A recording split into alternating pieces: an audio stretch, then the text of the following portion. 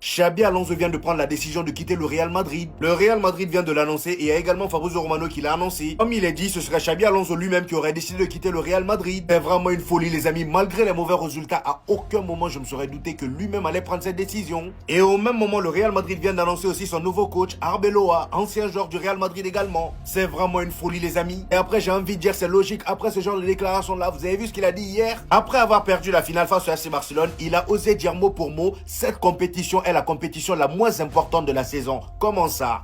Comment tu peux dire ça? C'est pas comme si on brillait depuis le début de la saison pour se permettre de dire ce genre de choses. Et ici les amis, comme vous pouvez le voir, c'est le bilan de Xabi Alonso au Real Madrid depuis son arrivée. En 34 matchs, c'est seulement 24 victoires, 6 défaites, 4 matchs nuls, 72 buts marqués, 38 buts encaissés, 38. C'est-à-dire qu'on encaissait minimum un but par match, c'est trop. Ça montre vraiment le niveau de notre défense. Il termine en étant deuxième de Liga, il perd la Super Coupe d'Espagne et Coupe du Roi là même, on est encore loin de savoir ce qui va se passer. Dans les gros matchs, il n'a pas été au rendez-vous. Finalement, on connaît même pas son 11. Son 11 type, on connaît pas. Franchement, c'est dommage. Maintenant, j'ai envie de dire bienvenue à Arbeloa, bienvenue dans les problèmes.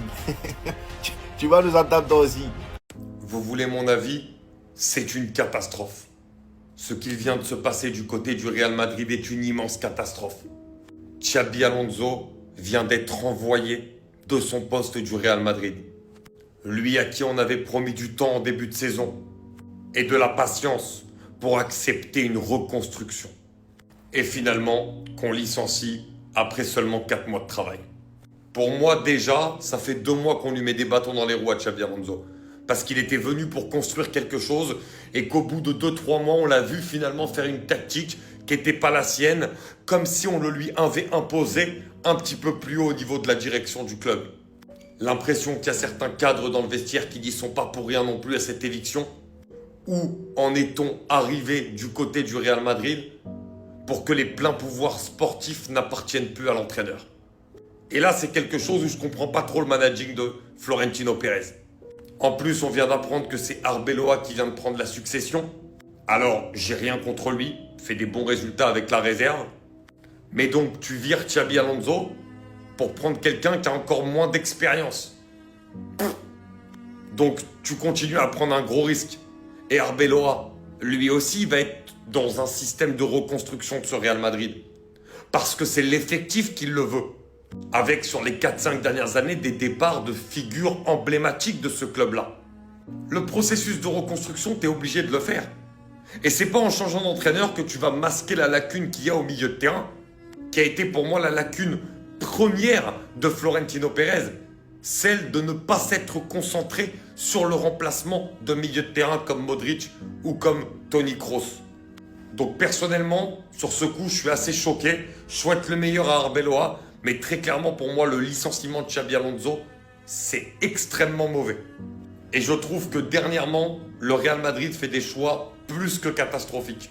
Non mais là c'est trop. Est-ce que vous avez entendu la déclaration qu'a fait Pedri? Même lui il se moque de nous. Pour ceux qui ont raté cette action là les amis, comme vous pouvez le voir au coup de sifflet final, Pedri avait le ballon. Et dès que l'arbitre a sifflé la fin, Pedri a récupéré le ballon, il l'a dégagé. Et juste après ça on voit Arda Güler très frustré du résultat du match. Il voit une bouteille au sol et il décide d'aller se défouler dessus. Échoué.